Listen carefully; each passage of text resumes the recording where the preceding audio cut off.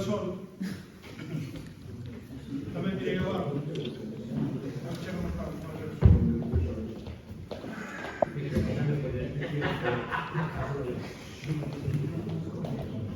Bueno, igual que os meus compañeros, agradecer a presencia tanto dos medios como dos compañeros patos maiores que están aí sentados.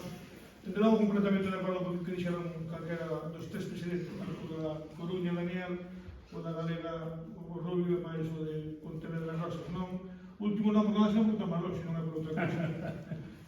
Bueno, o Basilio, patrón maior de Burela, é presidente da Federación de Lugo, máis a Federación Nacional de Cofradías. E dicir primeiro, antes de nada, que como patrón maiores que somos e presidentes das federacións, estaremos hablando de nos chamamos mariñeiros, pero nos chamamos mariñeiros, evidentemente. Non vamos a asistir a ninguna manifestación politizada. Para mí foi un error en cuanto se escribiron tantos políticos por non haber desfeito a manifestación, porque o único que se beneficiou foi a certas forzas políticas. E me dá igual do grupo que sexan.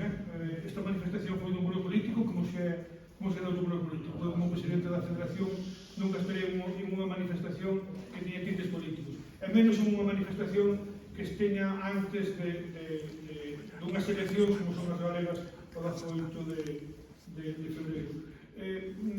Chámanos a atención moitas cousas, entre elas o bulo que hai cas bolitas estas famosas que nos viñeron foi un mal regalo de reis que tivemos,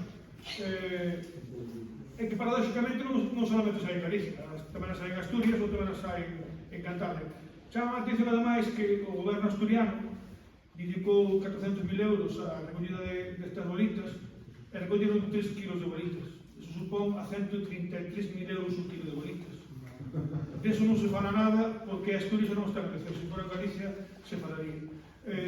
Por outro lado, é algo que non debemos dicir nos outros, porque claro, se falamos de machismo e feminismo e se mira a mesa, pois o que máis ou que menos non duda de que o que hai aquí na mesa somos todos do sexo masculino. Eu, hoxe por a mañá, estuve en unha videoconferencia, éramos 7 personas na videoconferencia, 6 mulleres e eu, 2 dirixentes da FAO, 2 dirixentes do Consello Consultivo do Mediterráneo e 2 dirixentes da CGPM, que é o ICES, que temos aquí no Atlántico, pero no Mediterráneo. E non pasa nada. E, como dicen os compañeros, nós somos elegidos democráticamente por un decreto de cofradías que leva a unha convocatoria de eleccións e as nosas compañeiras e compañeiros nos elixen. Eu poño o exemplo da miña cofradía de Burela. Burela non é unha cofradía, ten 2 mariscadores, 2 percedeiros, para ser exactos, que son pai e fillo. En Burela o que predomina é a altura.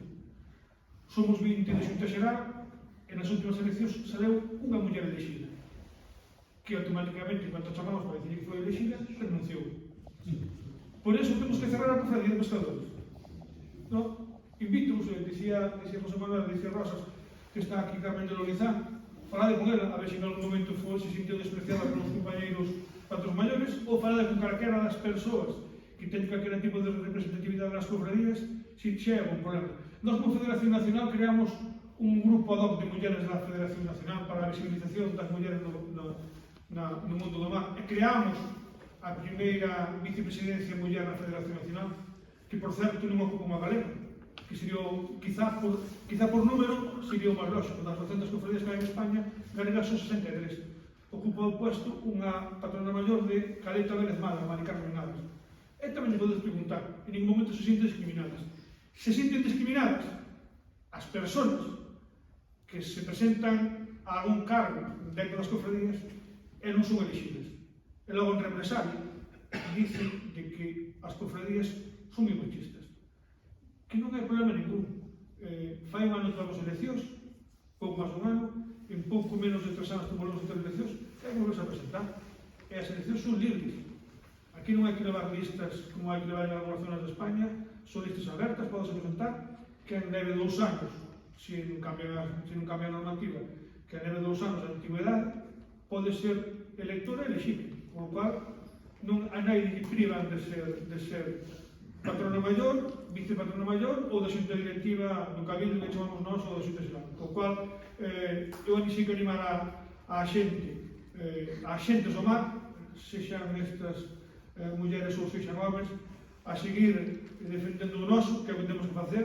O Rubio, presidente da Galega Maseu, así fixemos este fin de semana.